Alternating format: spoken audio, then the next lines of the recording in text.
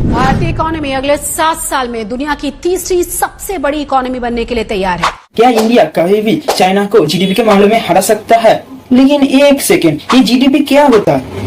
ये कौन सी चिड़िया का नाम है? ये खाता है या गाँव में मांगता है? वेट, अगर आपका भी ऐसा सवाल आपके मन में आ रहा है तो इस वीडियो को आखिरी तक जरूर देखना। और उसके साथ साथ अगर आप एक इंडियन हो तो इस वीडियो को ऑलराइट देखना ही पड़ेगा कि इंडिया होने में अपने आप में एक गर्व महसूस होगा। तो चलिए बढ़ते हैं।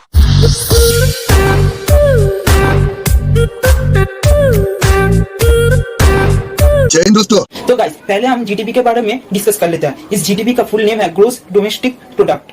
मतलब एक कंट्री एक ईयर में जितना सामान प्रोड्यूस करता है और ये अगले साल से वो जितना ज्यादा प्रोड्यूस करता है उसे कहते हैं हम कहते हैं जीडीपी का ग्रोथ रेट। और ये इंडिया का 7.2% रेट से बढ़ रहा है, जो कि फिलहाल में इंडिया ने $3.5 ट्रिलियन को पार कर रहा है। मई 2023 टॉप 3 क्रेडिट एजेंसी, जिसमें ये तीसरे नंबर पर आता है, ये मूडी, इस कंपनी ने इंडिया के बारे में एक रिपोर्ट अनाउंस किया जिसमें उन्होंने बताया कि इंडिया ने फिलहाल में $3.5 ट्रिलियन जो टारगेट था मोदी सरकार को, वो पार कर गया है। अगले ही साल मतलब ये जो पूरा किस्सा जो $3.5 ट्रिलियन हमें पहुंचने में वक्त लगा, हमारे आजादी के बाद से 70 ईयर्स टाइम लगा। लेकिन दिलचस्प वाली बात तो यहाँ पर है कि 60 ईयर लगे हमको सिर्फ $1 ट्रिलियन में आने में। जब हम 2012 ईयर में 11th रैंक पे थे, जब हम सिर्फ ओनली ऑन $1 ट्रिलियन को पार किया था। लेकिन वो भी बड़ी बात है। और उसके बाद हमें सिर्फ 10 ईयर्स ही लगे $2.5 ट्रिलियन को यहाँ पर आने के। मतलब 12 के बाद ओनली 10 ईयर्स हमको लगे हैं $2.5 ट्रिलियन को क्रॉस करने में। मतलब टोटली अब इंडिया का जो जीडीपी है वो है $3.5 ट्रिलियन। लेकिन हाई भी ये बहुत पीछे है बाकी और कंट्री से। जो आप इस चार्ट में आप देख ही सकते हो कि नंबर 1 पे है United state of America USA,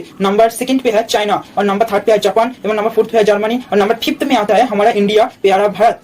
लेकिन मोदी सरकार का जो सोची समझी स्ट्रेटेजी है उससे ये उभर के आई है। और ये भी बातचीत चल रहा है कि 2026 में हम जर्मनी को पीछे छोड़ देंगे और आने वाले 2029 साल में हम जापान को भी छोड़कर तीसरी सबसे बड़ी इकोनॉमिक कंट्री बनने वाले हैं। तो अब बारी है ये बात करने के कि ये कौन सा सोची समझी स्ट्रेटेजी है। तो हम आपके लिए कुछ स्ट्रेटेजी में बात करने वाले हैं। तो पहला जो आता है हमारा सबसे बड़ा जो मोदी का स्ट्रेटेजी है मोदी जी का, वो है मेक इन इंडिया। इनके तहत उनका जो कंपनी के जो टैक्स चल रहा था वो 30% कम कर 22% कर दिया, जैसे कि अगले साल में फॉरेन जो इन्वेस्टर है उनका जो परसेंटेज है डबल हो गया है। और ये बहुत ही इंडिया के लिए अनोखी बात है और दिलचस्प करने वाली और गुड बात भी है। और इस साल 12,699 करोड़ का इन्वेस्टमेंट आया है। तो आप समझ सकते हो ये आंकड़ा कितना बड़ा है। अब इस चार्ट में भी देख सकते हो कि पहले कितना था और अब कितना तेजी से ये ग्रो किया है। और यही नहीं, और दूसरी जो स्ट्रेटेजी है हमको जो लगता है वो है KYC। आगे पहले डीमेट अकाउंट खोलने के लिए लोग खोल पाते थे और उसके लिए भी बहुत सारा जो चक्कर है ना वो करना पड़ता था। लेकिन अब ये क्या होना गाइस, ये जो KYC है ना ये ऑनलाइन के माध्यम से हो गया, जिसके कारण ये बहुत ही तेजी से मतलब आपके 2 से 5 मिनट में ये हो जाता है। ये आधार कार्ड से लिंक होता है, इसलिए बहुत सारे डीमेट अकाउंट खुल रहे हैं और बहुत सारे शेयर और स्टॉक मार्केट भी आ रहा है।